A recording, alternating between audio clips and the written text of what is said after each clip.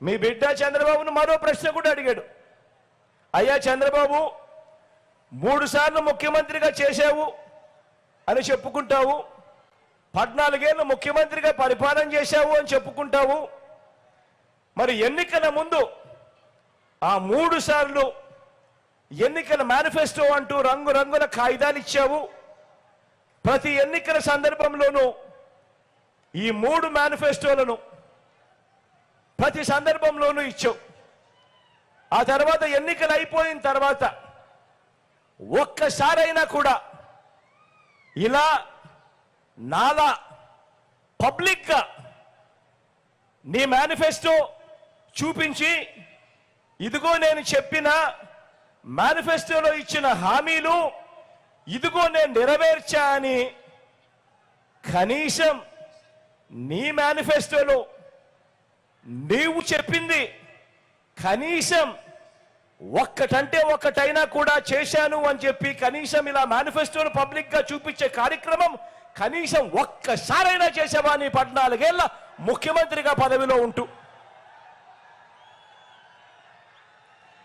ఇలా బా ఇలా 2 సార్లు ఇలా ఇలా ఇలా ఇలా ఇలా ఇలా ఇలా ఇలా ఇలా నాకైతే చంద్రబాబు ఎన్నికలకు ముందు మాత్రమే మేనిఫెస్టో చూపిస్తాడు, కానీ ఎన్నికలు అయిపోయిన తర్వాత మేనిఫెస్టో మాత్రం చూపించడు. నాకైతే చూపించలేదు, పోనీ మీకైనా చూపించాడా?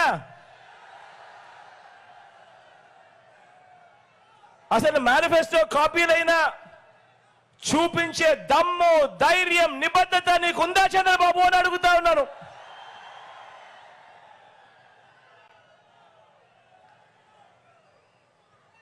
అందులో చెప్పిన ఆ మేనిఫెస్టోలో నువ్వు చెప్పిన నీ మేనిఫెస్టోలో కనీసం 10% అమలు చేశాను అని చెప్పే ధైర్యము, నిబద్ధత అన్న నీకుందా అని చెప్పి నేను అడిగా.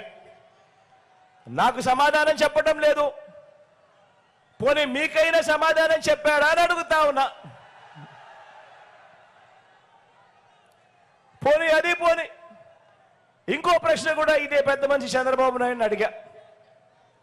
ఇంకో ప్రశ్న కూడా అడిగా. బాబు